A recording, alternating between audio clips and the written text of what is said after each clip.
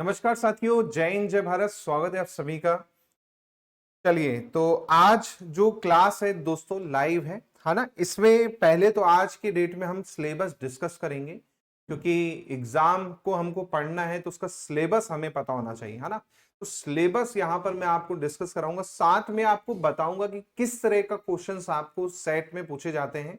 तो ये last year आपने सेट दिया, काफी स्टूडेंट ऐसे हैं जिनके पेपर 1 में मार्क्स कम रह गए थे, लेकिन सबसे ज्यादा स्कोरिंग आपको पता है पेपर 1 ही है। तो उसकी पूरी रणनीति आज मैं आपको बताने वाला हूं, और किस तरह से क्लासेस जो है लाइव अलग अलग सब्जेक्ट्स की चलेंगी वो पूरा मैं आपको क्या करूंगा इस वीडियो में बताऊंगा। ठीक है, तो कोई भी डाउट लगे तो आप कमेंट सेक्शन में कमेंट करके पूछ सकते हैं, है ना। और हाय करके भेज दीजिए। आवाज क्लियर आ रही है सभी को, वो भी बता दीजिए। कोई डाउट लगे बिल्कुल। गुड इवनिंग, गुड इवनिंग, बहुत बहुत स्वागत है आपका, है ना। और मैं कुछ वो चीजें भी बता दूंगा लाइव में क्या चीजें अपन को करनी होंगी, है ना, वो चीजें भी मैं आपको बता दूंगा। Good evening Trivedi ji, good evening, all clear.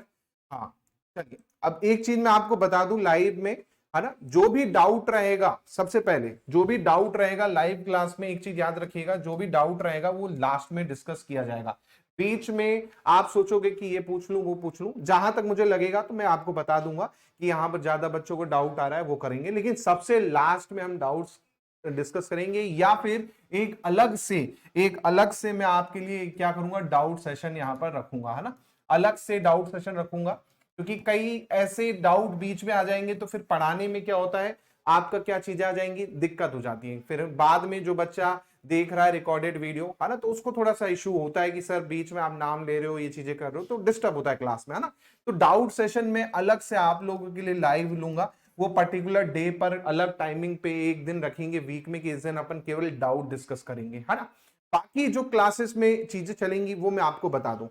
सबसे पहले जिनको नहीं पता, है ना, पेपर 1 के बारे में, तो पेपर 1 के बारे में थोड़ा सा बता देता हूं मैं आपको। पेपर 1 में टोटल कितने क्वेश्चन आएंगे, 50 क्वेश्चन आएंगे, है ना। एक क्वेश्चन 2 मार्क्स का होता है, 100 मार्क्स पेपर 1 आपको देके जाता है।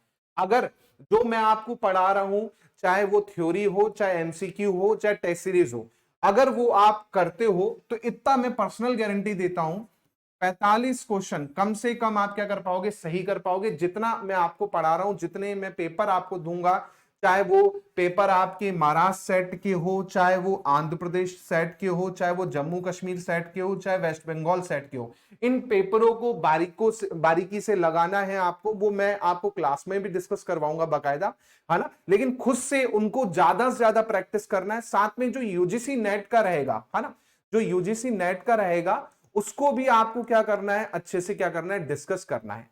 तभी आप क्या कर पाओगे, अच्छे से उन चीजों को क्या कर पाओगे, आगे कर पाओगे। तो ये चीजों को आपको विशेष ध्यान देना है ना। ठीक है, तो ये अपन को करना ही करना है, इसमें कोई डाउट नहीं है। अब सबको क्लियर हो गया पेपर 1 में कितने क्वेश्चन आने, 50 क्वेश्चन है। और सही कितने करने, कम से कम आपको कितने सही करने, 20। क्योंकि लास्ट ईयर क्या हुआ था, काफी ऐसे स्टूडेंट्स हैं जिनके पेपर 2 में तो अच्छे मार्क्स थे, लेकिन पेपर 1 में क्या है, उनके मार्क्स 20 से भी कम हो गए, मतलब 20 क्वेश्चन से भी कम सही किया। इस कारण क्या हो गए, वो डिस्क्वालीफाई हो गए। तो आपको दिमाग में ये चीज रखनी है कि भैया 20 मिनिमम तो सही करना ही करना है, लेकिन हमारा टारगेट है 45 क्वेश्चन का। 45 क्वेश्चन 50 में से सही करना ही करना है, एनी हाउ। और कई क्वेश्चन ऐसे होते हैं जिनके आंसर 2 होते हैं, या कुछ क्वेश्चन डिलीट भी होते हैं। तो इस बार से एमपीपीएससी ने क्या किया है, जो भी क्वेश्चन आपको बता दूं डिलीट होगा अगर, तो उसके मार्क्स आपको अब मिलेंगे। पिछली बार तक क्या था, ये चीजें आपकी नहीं होती थी कि डिलीट क्वेश्चन होता था तो मार्क्स नहीं मिलते थे। 2023 में ये रूल आया है कि अब जो भी क्वेश्चन अगर आपके पेपर में डिलीट होगा तो उसके मार्क्स आपको मिलेंगे। पहले क्या होता था, मान के चलिए 2 क्वेश्चन डिलीट हो गए तो आपके 4 नंबर हट जाते थे, 96 नंबर से क्या होती, मेरिट बनती। लेकिन अब आपको डिलीट क्वेश्चन के भी मिलेंगे, है ना। दूसरी चीज, पेपर 2 की आपको मैं बता दूं, पेपर 2 आपका सब्जेक्ट है, दोनों को जोड़ के आपके मार्क्स होंगे, है ना। टारगेट आपको दिमाग में लेके चलना है, चाहे आप कोई भी कैटेगरी से बिलोंग करते हो, लेकिन टारगेट आपको दिमाग में लेके चल रहा है कम से कम 210 प्लस। 210 प्लस इसलिए कह रहा हूं, ये सेफ स्कोर होगा, है ना, ये सेफ स्कोर है, इससे ज्यादा कोई भी सब्जेक्ट का नहीं जाता। अगर आप 210 प्लस ले आते हो टोटल आउट ऑफ 300, तो आपका कोई दिक्कत नहीं है। मतलब 70% आपको क्या करना है, स्कोर करना है और आपका सेट क्या हो जाएगा, क्वालिफाई हो जाएगा। अभी तक जितने सेट एग्जाम है, इवन यूजीसी नेट का भी आप देखेंगे तो अगर आप 70% स्कोर कर लेते हो टोटल मार्क्स में, यानी पेपर 1 पेपर 2 दोनों मिला के, तो आपका क्या हो जाएगा, क्वालिफाई हो जाएगा। तो इस चीज का विशेष ध्यान रखना है आपको कि हमें 70% का टारगेट लेके चलना है। मतलब पेपर 1 में मिनिमम इतना तो 35 सही करना है, 7 पना 35, और यहां पर 70 क्वेश्चन सही करने पेपर 2 में, पेपर 1 में और पेपर 2 में। ये मिनिमम क्राइटेरिया है। ऊपर जितना आप ले जाओ उधर अच्छा है, लेकिन इतना अगर आप सेफ स्कोर लेके चल रहे हो, चाहे आप यूआर से हो, चाहे ईडब्ल्यूएस से हो, ओबीसी से हो, एससी के हो, एसटी के हो, या पीएच कैटेगरी से हो, लेकिन अगर आप 210 प्लस का लेके चलोगे तो कोई भी ऐसा सब्जेक्ट नहीं होगा जिसमें आप क्वालिफाई ना कर पाओ, है ना, सभी में आपका हो जाएगा। तो इतना दिमाग में आपको पहले तो क्या लेके चलना है, टारगेट लेके चलना है। ये मत सोचिएगा कि मैं ओबीसी से हूं या ईडब्ल्यूएस से हूं, सर उसका कट ऑफ तो लास्ट ईयर 150 ही गया था तो मैं क्यों 210 का सोचूं। ये बिल्कुल दिमाग से हटा दो। आपको दिमाग में फिक्स करना है 210 का टारगेट फिक्स, कि मेरे को 210 प्लस मार्क्स लाने ही लाने हैं, यानी पेपर।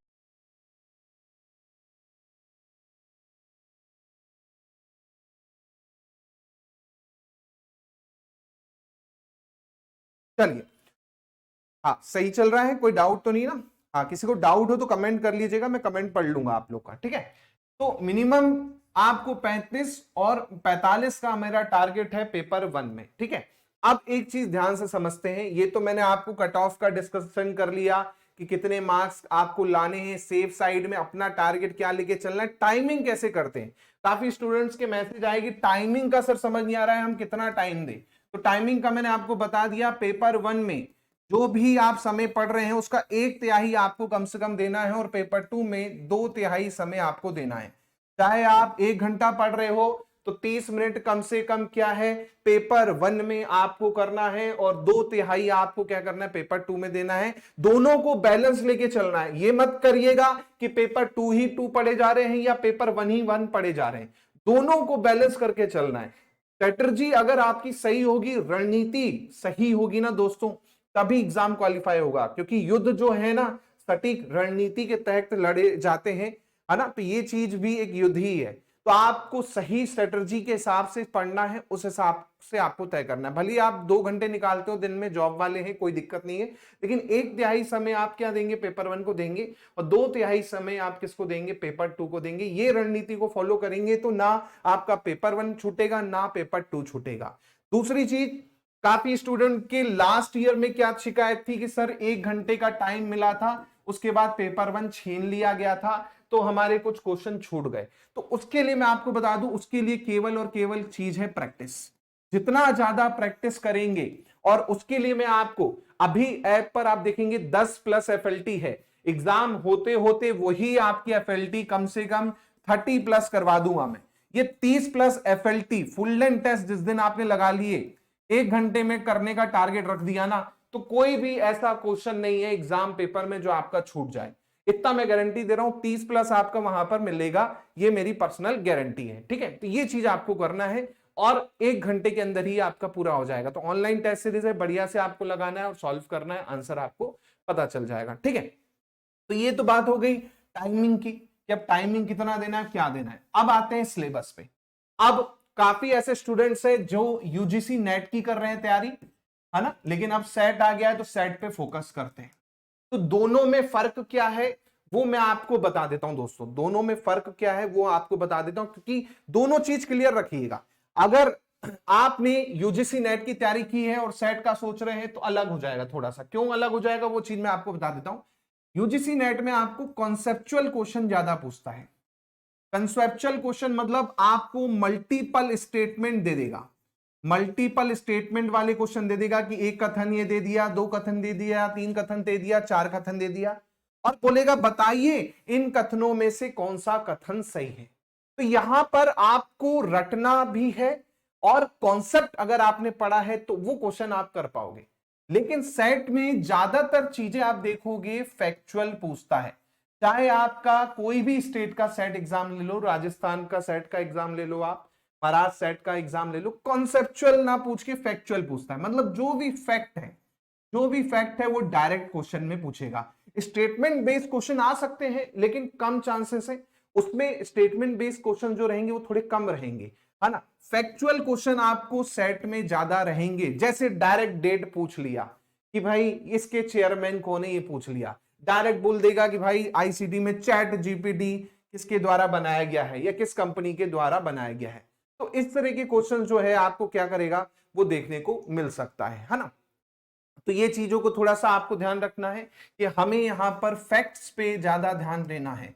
जो फैक्ट्स जहां पर आपको लग रहा है कि ये डेफिनेशन किसके द्वारा दी गई, या फिर मान के चलिए टीचिंग एप्टीट्यूड पढ़ रहे हो तो वहां पर मेमोरी लेवल टीचिंग पढ़ रहे हो, है ना, तो उसमें आपको पूछ लिया कि इसके फाउंडर कौन है, या ये जो आपका टर्म है ये किसके द्वारा दिया गया, है ना। तो इस तरह के फैक्चुअल बेस्ड क्वेश्चन आपको यहां पर देखने को मिलेंगे।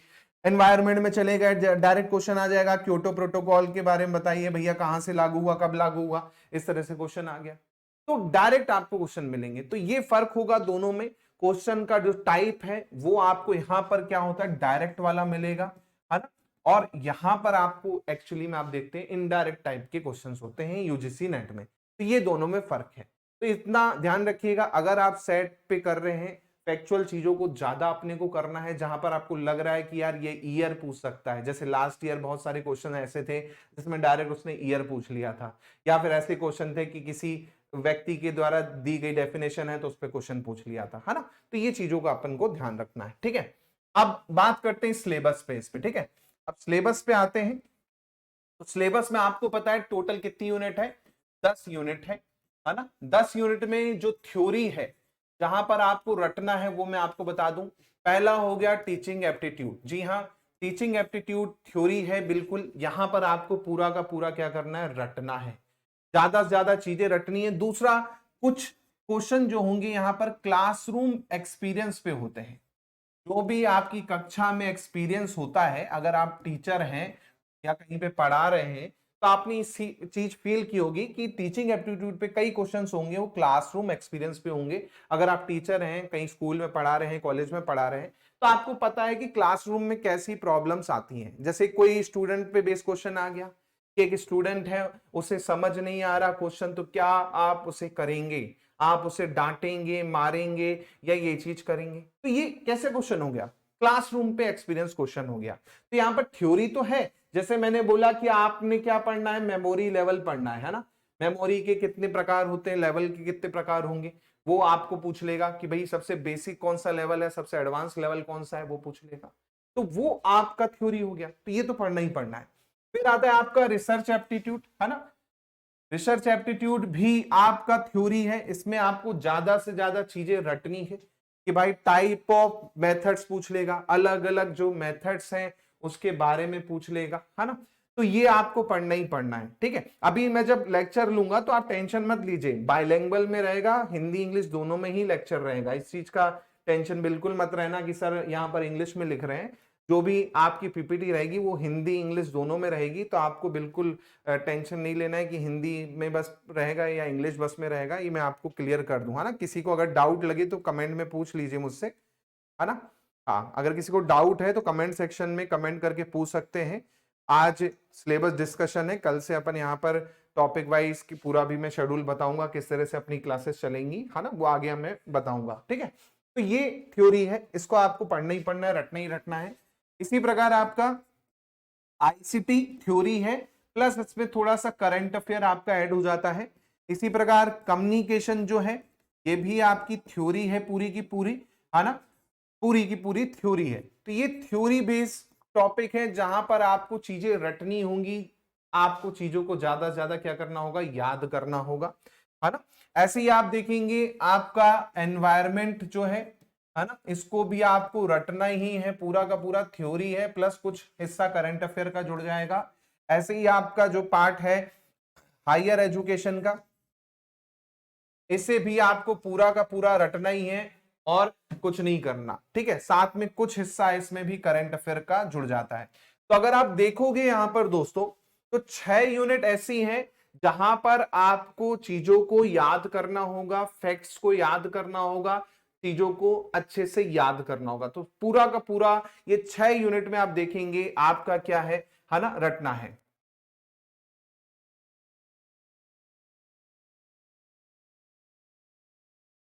देखिए कुछ सब्जेक्ट्स ऐसे हैं जहां पर आपको हिंदी के जगह इंग्लिश में ज्यादा जोर देना पड़ेगा। जैसे टीचिंग एप्टीट्यूड है, तो इसमें आपकी जो शब्दावली है वो इंग्लिश ज्यादा आपको समझ में आएगी। तो जो हिंदी वाले हैं उनको भी थोड़ा सा क्या करना है, इंग्लिश में ही देखना है, क्योंकि कई बार क्या होता है एग्जाम में वो इंग्लिश में आपको दे देता है ना। ऐसे ही रिसर्च एप्टीट्यूड भी है, इसमें भी जो शब्दावली है वो इंग्लिश में ज्यादा अच्छी लगती है और पढ़ने में भी अच्छी लगती है। इवन पेपर में भी वो आपको प्योर हिंदी ना देके वो इंग्लिश देता है। तो कुछ सब्जेक्ट ऐसे रहेंगे जहां पर आपको क्या करना होगा, इंग्लिश को थोड़ा सा जो वोकेबलरी है उसको ध्यान रखना होगा। खासकर हिंदी वाले बच्चे भी मैं बता दूं, हिंदी वालों को भी ये चीज ध्यान रखना है। तो रिसर्च एप्टीट्यूड जैसे है तो इसमें इंग्लिश वर्ड्स ज्यादा होते हैं, है ना। ऐसे ही आपका टीचिंग एप्टीट्यूड है, इंग्लिश वर्ड्स ज्यादा होते हैं। इवन एग्जाम में भी आप देखोगे तो वो कई बार क्या होता है हिंदी का प्योर ना यूज करके वो मिक्स रूप से यूज कर लेता है, तो उस चीज को भी आपको ध्यान देना है, ठीक है। तो ये चीज आप ध्यान रखेंगे, कोई दिक्कत नहीं है। अब देखिए ये जो 6 मैंने आपको यूनिट लिखी है ना, ये 6 यूनिट पूरी की पूरी थ्योरी वाली यूनिट है। इसमें पूरा का पूरा आपको पढ़ना है और याद रखनी है चीजें, बस और कुछ नहीं है। जितना ज्यादा रटोगे उतना ज्यादा आपके यहां पर मार्क्स आएंगे। मतलब 60 मार्क्स आपके सामने है जिसमें आपको पूरा का पूरा क्या है, रटना है। अब बात आती है जहां पर आपको प्रैक्टिस करनी है प्लस कॉन्सेप्ट लेना है।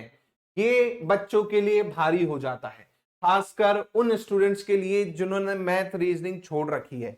ये चीज ऐसी है यहां पर आप 100% मार्क्स ला सकते हो। मतलब ये जो 4 यूनिट मैं आपको बता रहा हूं दोस्तों, 40 मार्क्स आपके 100% आएंगे, इतना मैं पर्सनल गारंटी दे रहा हूं। अगर आपने जो क्लास में मैंने पढ़ाया वो पढ़ लिया तो ये 4 यूनिट से 100% मार्क्स आएंगे। क्यों आएंगे? क्योंकि यहां पर कॉन्सेप्ट और प्रैक्टिस इंपॉर्टेंट है, इसमें आपको रटना बिल्कुल नहीं है।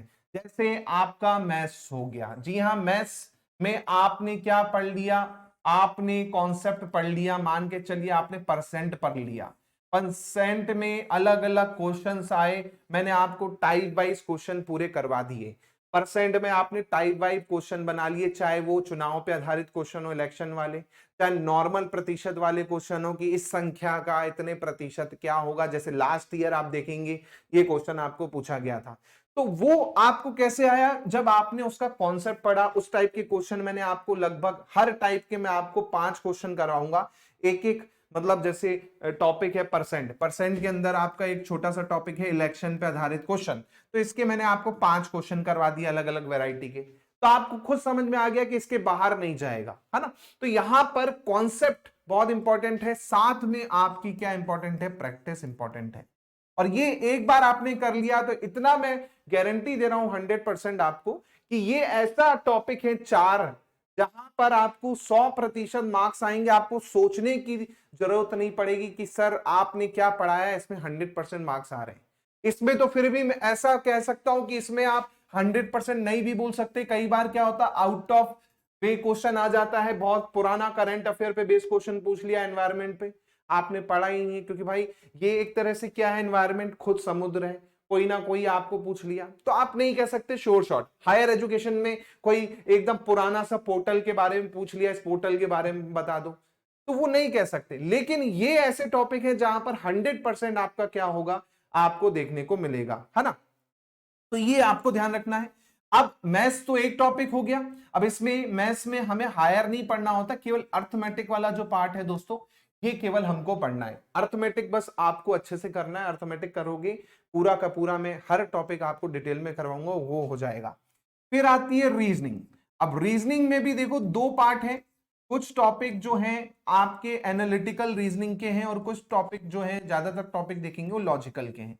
तो एनालिटिकल वाला पार्ट भी आपका कॉन्सेप्ट है। जैसे आपका कोडिंग डिकोडिंग के क्वेश्चन हो गया, आते ही आते एग्जाम में। लास्ट ईयर भी आप देखेंगे कोडिंग डिकोडिंग के क्वेश्चंस आपको क्या था, पूछे गए थे, वो आते ही आते हैं। तो यहां पर भी कॉन्सेप्ट है कि अलग अलग टाइप की कोडिंग आपने पढ़ ली है, अलग अलग टाइप के क्वेश्चन कर लिए, तो आप आराम से कोडिंग डिकोडिंग का क्वेश्चन बना सकते हैं। ऐसे ही मैं कहूं नंबर सीरीज हो गया, नंबर सीरीज पे क्वेश्चन आ जाते हैं अलग अलग टाइप के, तो वो भी आपका हो जाएगा। बस यहां पर जहां पर थोड़ा सा आपको रटना पड़ेगा वो है लॉजिकल रीजनिंग में। जी हाँ, लॉजिकल रीजनिंग जो है यहां पर कुछ चीजें आपको रटनी पड़ेंगी, जैसे इंडियन लॉजिक हो गया, इंडियन लॉजिक आपको रटना पड़ेगा, है ना। तो ये कुछ पार्ट है जहां पर थोड़ा सा रटना पड़ सकता है, खासकर लॉजिकल रीजनिंग में इंडियन लॉजिक वाला जो पार्ट होता है वहां पर आपको रटना पड़ेगा, ठीक है।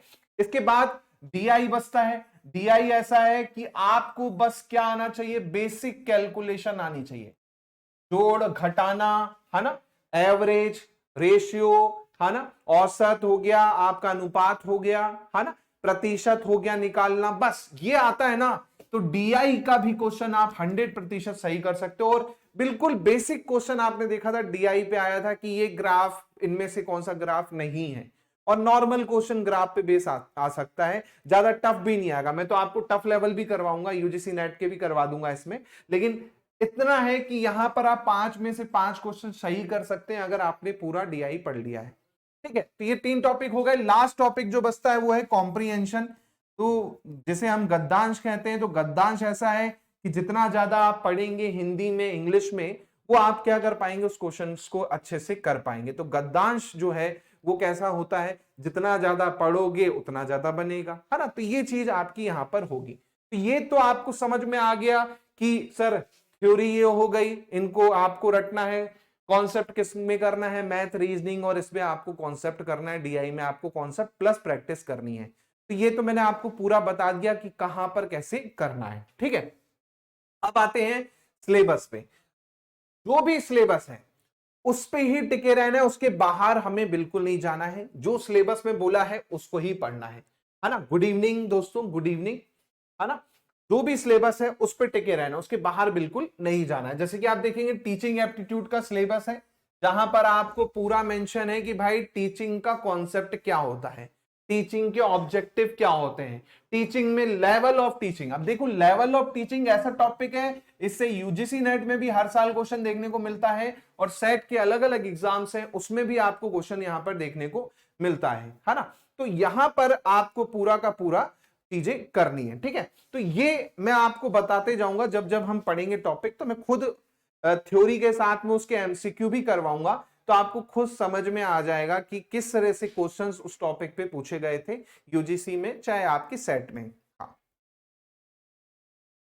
देखिए कम से कम अगर पढ़ने की बात करो तो देखो मिनिमम 6 घंटे अगर आप दे रहे हो सब्जेक्ट और आप पेपर 1 को, है ना, तो आराम से आपका इवन जेआरएफ क्वालिफाई हो सकता है ना। तो जेआरएफ भी क्वालिफाई कर सकते हो, कोई दिक्कत नहीं है। 210 प्लस अगर आप मार्क्स ला रहे हो ना, तो यूजीसी नेट का जेआरएफ भी निकाल लोगे, है ना। सेट का तो मैं पर्सनल गारंटी दोस्तों आपको दे रहा हूं, अगर पेपर 1 में 40 से 45 मार्क क्वेश्चन आपके सही नहीं हुए तो मेरा नाम बदल देना। बट जितना मैं आपको करवा रहा हूं, जितनी क्लासेस मैं आपको करवा रहा हूं, वो मिस मत करना, है ना।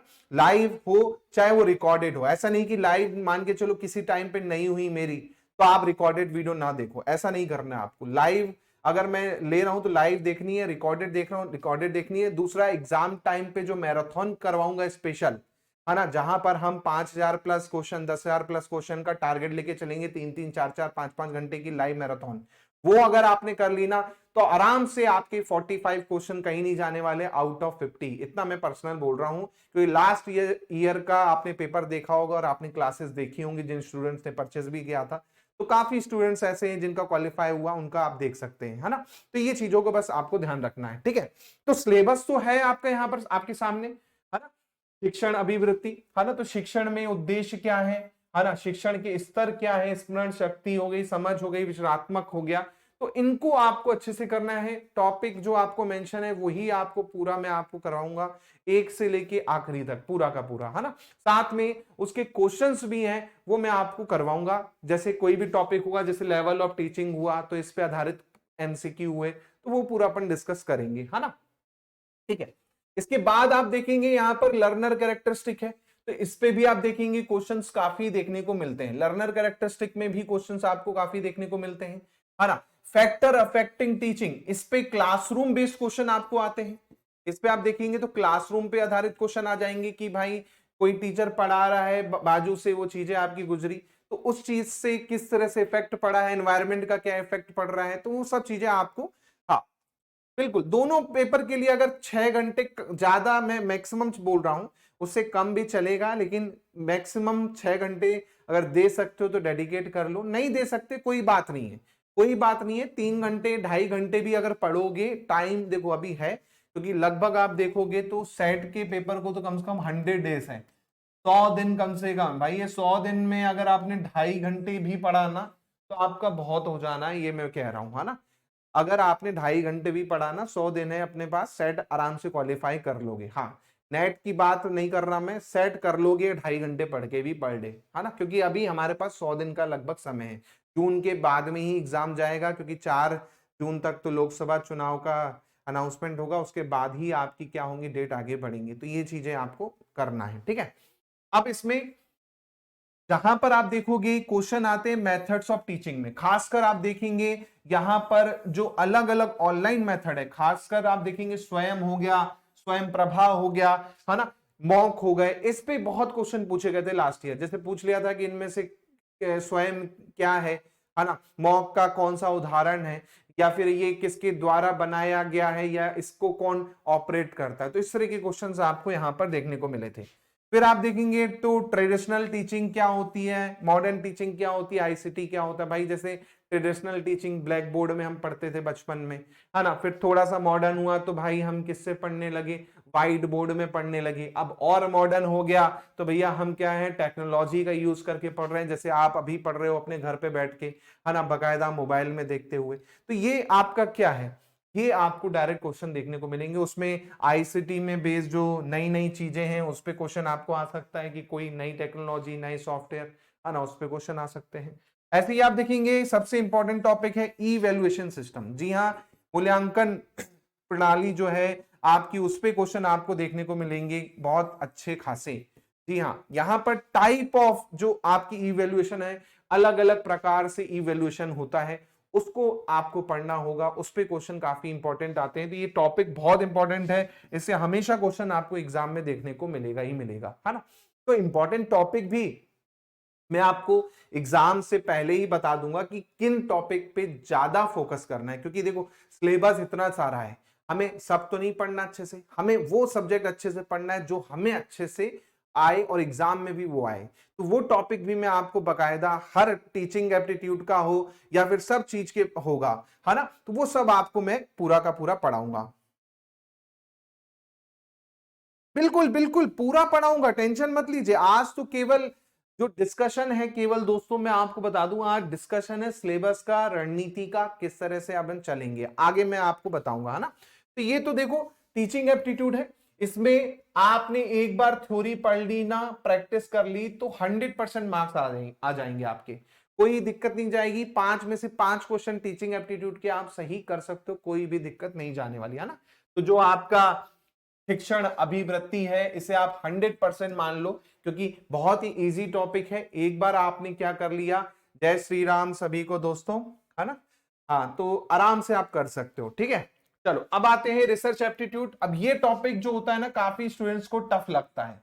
टफ इसलिए लगता है क्योंकि यहाँ पर शब्द होते हैं ना, जो वर्ड होते हैं, उन्होंने पहली बार सुने होते हैं, इस कारण ये टॉपिक है वो उनको थोड़ा सा टफ लगता है। लेकिन ऐसा कुछ भी नहीं है, बहुत ही इजी सब्जेक्ट है आपका रिसर्च एप्टीट्यूड, कुछ भी इसमें नहीं है। पहला तो क्वेश्चन आप देखोगे ना, तो आपका रिसर्च की जो कैरेक्टरिस्टिक है, इससे ही क्वेश्चन आप देखोगे यहां पर पूछा जाता है। डायरेक्ट आप देखोगे क्वेश्चन कैरेक्टरिस्टिक पे ही आ जाता है हमेशा। सेट के आप पेपर उठा के देख लीजिए, अलग अलग में कैरेक्टरिस्टिक पे क्वेश्चन आपको देखने को मिलेगा, है ना। सबसे ज्यादा क्वेश्चन आते हैं मेथड ऑफ रिसर्च पे। कई बार आप देखेंगे 2 से 3 क्वेश्चन खाली मेथड्स ऑफ रिसर्च पे ही आपको देखने को मिल जाएंगे। सबसे ज्यादा क्वेश्चन अगर आप देखोगे तो मेथड्स ऑफ रिसर्च पे ही आप देखेंगे क्वेश्चन जो है आपको यहां पर देखने को मिल जाते हैं। तो मेथड्स ऑफ रिसर्च भी जो है वो बहुत अच्छे से आपको मैं करवा दूंगा, कोई दिक्कत नहीं। अलग अलग मेथड्स जो है आपको पढ़नी है ना, उस पे आपको क्वेश्चन डायरेक्ट देखने को मिल जाएंगे मेथड्स ऑफ रिसर्च पे। अब मेथड्स में अलग अलग मेथड है ना, उनको आपको पढ़ना है, उनकी कैरेक्टरिस्टिक क्या होती है, कैसे पहचानोगे कौन सी मेथड क्या है, उसके बारे में आपको क्या है डिस्कशन करना है ना। जैसे मान के चलिए मैंने बोला भाई साहब आपका क्वालिटेटिव रिसर्च मेथड, है ना, इस पे क्वेश्चन आ जाएगा कि क्वालिटेटिव और क्वांटिटेटिव में डिफरेंस क्या होता है, दोनों में अंतर क्या होता है। गुणात्मक मेथड हो गई आपकी, और आपकी मात्रात्मक जो मेथड हो गई, इनमें बहुत क्वेश्चंस आपको देखने को मिलते हैं। सबसे ज्यादा क्वेश्चन आपको गुणात्मक और मात्रात्मक मेथड्स में ही देखने को मिलेंगे। क्वालिटेटिव और क्वांटिटेटिव वाला जो मेथड्स है इसमें ही सबसे ज्यादा क्वेश्चन आपको देखने को मिलेंगे। ये अगर आप कर लेते हो तो इसमें ही एक क्वेश्चन आपका पक्का हो जाता है, 1 मार्क्स ऐसे ही आना है, गारंटी बोल रहा हूं मैं ये। अगर ये बस पढ़ लिया क्वालिटेटिव और क्वांटिटेटिव आपने, बस 1 मार्क्स पक्का हो जाएगा, क्योंकि एक क्वेश्चन यहां से आएगा ही आएगा, है ना। फिर आते हैं स्टेप ऑफ रिसर्च। तो स्टेप किस प्रकार की यहां पर चरण प्रक्रिया होती है। फिर क्वेश्चन जो आपको देखने को मिलता है वो है थीसिस और आर्टिकल राइटिंग से। जी हां, इसमें फॉर्मेट और स्टाइल ऑफ रेफरेंसिंग खासकर जो टॉपिक है, इस पे क्वेश्चंस आपको जो है देखने को मिल जाएगा। और इसमें आप देखेंगे क्वेश्चन डायरेक्ट आपको एग्जाम में आता है, और इसमें आपको अलग अलग जो मेथड्स आप यूज करते हैं, फॉर्मेट स्टाइल यूज करते हैं, उस पे आपको डायरेक्ट क्वेश्चन आ जाएगा। फुल फॉर्म आप देखेंगे पूछा जाता है फॉर्मेट और स्टाइलिंग का, जैसे एपीए का फुल फॉर्म पूछ लेगा, है ना। एपीए आपको पता है, एपीए पे फुल फॉर्म आपको पूछा जा सकता है। एपीए मतलब क्या, अमेरिकन साइकोलॉजिकल एसोसिएशन। ऐसे ही आपको क्या पूछ लेगा, एपीए की जगह एमएलए, एमएलए पे फुल फॉर्म पूछ लेगा। और ये पूछा गया है, लास्ट ईयर ही आप देखेंगे क्वेश्चन आया था एपीए पे फुल फॉर्म, उसने पूछ लिया था एमपी सेट एग्जाम में, है ना। ऐसे ही आप देखेंगे एमएलए पे क्वेश्चन आ जाएगा कि एमएलए का फुल फॉर्म यहां पर पूछ लेगा, है ना। तो ये भी आपको ध्यान रखना है, मॉडर्न लैंग्वेज एसोसिएशन। इसके अलावा आप देखेंगे और भी जो आपकी स्टाइल राइटिंग होती हैं, उस पे क्वेश्चंस आपको यहां पर पूछ लेता है। जैसे आपको मान के चलो क्वेश्चन आया था एक बार, सीएमएस पे क्वेश्चन आ गया था। सीएमएस क्या होता है, शिकागो मैनुअल ऑफ स्टाइल होता है सीएमएस, है ना। तो इस पे क्वेश्चन आपको आ जाता है। इसी प्रकार आप देखेंगे एक बार क्वेश्चन पूछा था IEEE के बारे में। IEEE का फुल फॉर्म क्या होता है, तो institute of electrical and electronics engineers, है ना। तो इस पे क्वेश्चन आपको देखने को मिलेगा, है ना। तो ये वाला जो टॉपिक है, इसे एक क्वेश्चन आपको कंफर्म होता है। फिर आता है एप्लीकेशन ऑफ आईसीटी। तो आईसीटी पे आधारित जो सॉफ्टवेयर है ना, जो लेटेस्ट सॉफ्टवेयर है, जो रिसर्च में आपको क्या करते हैं, हेल्प करते हैं, उससे रिलेटेड आप देखेंगे यहां पर कई बार क्वेश्चन पूछने को मिले हैं। जैसे आपको मान के चलिए कुछ कुछ डेटा एनालिसिस टूल हो गए, है ना, या फिर आपके वर्ड प्रोसेसिंग सॉफ्टवेयर हो गए, या स्टैटिकल सॉफ्टवेयर हो गए, कि जहां पर आप अपना डेटा डालोगे और आप क्या करोगे, पूरा उसका एनालिसिस कर लोगे। तो लेटेस्ट में जो सॉफ्टवेयर चलते हैं उनके बारे में थोड़ा सा आपको ज्ञान होना चाहिए, है ना। वो हम जब पढ़ेंगे तो वो आपको मैं करवा दूंगा। रही बात एथिक्स की, तो एथिक्स पे डायरेक्ट क्वेश्चन कैसे आता है, केस बेस्ड आता है, कि भाई आप क्या कर रहे हो, आप एक प्रोडक्ट तैयार कर रहे हो, लेकिन आपने किसी और का चुरा के क्या किया, उसी को कॉपी पेस्ट कर दिया, है ना। और ये आपके लिए सही है कि गलत है ना, या फिर इनमें से आप क्या करोगे, या आपके एथिक्स के खिलाफ है कि नहीं है। तो इस तरह के आपके केस स्टडी बेस्ड क्वेश्चन जो है यहाँ पर आपके एथिक्स वाले पार्ट में जो है पूछे जा सकते हैं।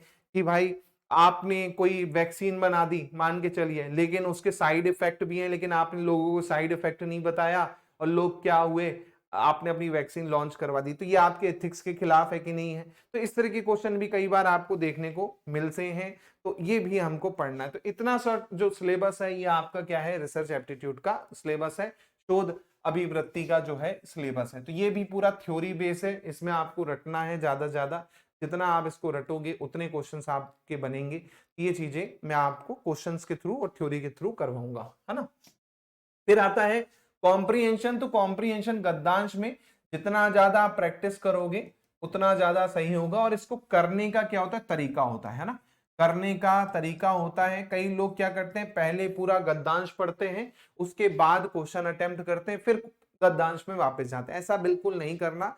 सीधे क्या पढ़ो, सीधे आप पढ़ो क्या, क्वेश्चन, कि भाई क्वेश्चन में क्या पूछा है वही क्वेश्चन आप ढूंढ लो कहां पर, गद्यांश में। तो उससे क्या होता है, आपका टाइम भी बच जाता है, और आपको पता है कि मेरा टारगेट ये है, मुझे ये ढूंढना है। क्योंकि नॉर्मली जब आप गद्यांश पढ़ोगे आपको पता नहीं है कि मुझे क्या ढूंढना है, आप बस पढ़ रहे हो। लेकिन जब आपने डायरेक्ट सीधे क्वेश्चन पढ़ा कि इस क्वेश्चन में मुझे ये पूछा जा रहा है, मैं ये चीज क्या करूंगा, गद्यांश में ढूंढूंगा, तो आप क्या कर पाओगे, जल्दी से जल्दी उसी चीज को लेके एक ही बार में कर पाओगे, आपको दोबारा पढ़ने की जरूरत नहीं पड़ेगी। तो इसको आपको क्लियर करने के लिए आपको बकायदा प्रैक्टिस करनी पड़ती है। इसके लिए आप ज्यादा से ज्यादा प्रैक्टिस करेंगे वो आपको हो जाएगी, है ना। ऑफलाइन कोई डाउट हो तो पूछ सकते हो। देखिए वैसे मेरा ऑफिस इंदौर में ही है ना, तो अगर ऑफिस में अगर आप आना चाहते हैं है ना तो आ सकते हो, अगर आपको ऐसा कोई डाउट लगता है। वैसे मैं आपको डाउट तो दे ही रखा है, व्हाट्सएप पे भी पूछ सकते हो आप, है ना। और ऑफिस है मेरा गोपुर स्क्वायर पे, है ना। अगर आपको ऐसा लगता है इंदौर में रहते हो तो कभी आपको मंथ में या हफ्ते में अगर डाउट को ऐसा लगे तो आप आ सकते हैं, पूछ सकते हैं, है ना, ऑफिस में, ठीक है। लेकिन क्लास के टाइम पे पूछ के आना अगर आना है तो, ऐसा नहीं है ना। नंबर मेरा आपके पास है ना, ये नंबर ले लो। जिनको अगर डाउट लगेगा तो पहले मैसेज कर देना, कॉल कर लेना, तो मैं बता दूंगा टाइम, उस टाइम पे आ जाना तो मैं डाउट क्लियर कर दूंगा, कोई दिक्कत नहीं है ना, ऑफलाइन में अगर ऐसा रहता है तो, ठीक है। चलो, तो यहां पर प्रैक्टिस ज्यादा करनी है और कुछ इंपॉर्टेंट पॉइंट्स जो रहेंगे वो मैं आपको सिखाऊंगा। ये इंपॉर्टेंट पॉइंट्स को हमेशा फॉलो करना होगा। ये आप फॉलो करोगे तो आप आराम से क्या कर सकते हो, क्वेश्चन सॉल्व कर सकते हो, ठीक है। चलिए अगला टॉपिक है हमारा कम्युनिकेशन। बहुत ही इंटरेस्टिंग आपका सब्जेक्ट है कम्युनिकेशन। 100% मार्क्स यहां पर आते हैं कम्युनिकेशन में। आप देखोगे तो सबसे पहले कम्युनिकेशन के मॉडल, जी हाँ, कम्युनिकेशन के मॉडल पे आपको सबसे ज्यादा क्वेश्चन जो हैं आपको देखने को मिलते हैं कि भाई कौन कौन से मॉडल जो हैं वो आपके कम्युनिकेशन में हैं, वो सबसे ज्यादा आपको देखने को मिलेंगे। उसी से आप देखोगे बहुत सारे ऐसे क्वेश्चंस हैं जो आपको देखने को मिलते हैं। फॉर एग्जांपल मैंने बोला बैरलो मॉडल, है ना, जिसे हम SMCR मॉडल के नाम से जानते हैं। अब इस पे क्वेश्चन हमेशा ही आता है। तो कम्युनिकेशन में पहला जो टॉपिक है वो है मॉडल का। मॉडल वाला जो टॉपिक है, अलग अलग प्रकार के जो मॉडल होंगे वो हम पढ़ेंगे। हेलिकल मॉडल हो गया कम्युनिकेशन का, या फिर आपका एरिस्टोटल का जो मॉडल हो गया, अरस्तु का जो मॉडल हो गया, वो आपको पढ़ना होगा। ऐसे ही आपका कैरम मॉडल हो गया, कार्ड्स का मॉडल हो गया। तो ये मॉडल्स पे क्वेश्चंस एक कंफर्म है आपको पूछा जाता है। खासकर SMCR मॉडल पे आपको पूछ लेगा कि SMCR जो मॉडल है ना, इसका फुल फॉर्म क्या है। तो भैया SMCR मतलब सोर्स हो गया, मैसेज हो गया, चैनल हो गया और रिसीवर हो गया। तो ये SMCR मॉडल है बेसिकली आपका, है ना। तो इस पे क्वेश्चन आपको आना ही आना है। फिर आप देखेंगे इफेक्टिव कम्युनिकेशन के अंतर्गत वर्बल और नॉन वर्बल। अब इस पे क्वेश्चन आपको आता है टाइप ऑफ कम्युनिकेशन। जब आप टाइप ऑफ कम्युनिकेशन पढ़ेंगे तो अलग अलग प्रकार से कम्युनिकेशन होते हैं। जैसे मैं अकेले में ही बात कर रहा हूं, अपने से ही बात कर रहा हूं, तो वो क्या कहलाता है, इंट्रा पर्सनल कम्युनिकेशन कहलाता है। इंट्रा पर्सनल कम्युनिकेशन पे लास्ट ईयर क्वेश्चन आया था, इंट्रा पर्सनल कम्युनिकेशन पूछ लिया था उसने। तो इंट्रापर्सनल कम्युनिकेशन पे होता क्या है, जैसे आप भगवान से बात करो, ये भगवान जल्दी मेरा एग्जाम निकाल देना, है ना, हे भगवान जल्दी से मेरी जॉब लगवा देना। तो ये आप किससे बात कर रहे हो, भगवान से बात कर रहे हो, या मन ही मन में खुद से कह रहे हो यार मैं कर सकता हूं। तो इंट्रापर्सनल कम्युनिकेशन है। तो टाइप ऑफ कम्युनिकेशन इसमें आपको पूछेगा। यहां पर एक ही व्यक्ति है, आप अकेले बात कर रहे हो किससे, अपने आप से या भगवान से, है ना। इसी प्रकार आप इंटरपर्सनल आ जाते हो। इंटरपर्सनल मतलब आप किसी दोस्त को बता रहे हो यार भाई वो मुझे छोड़ के चली गई, है ना, क्योंकि भाई मेरी जॉब नहीं लगी इसलिए।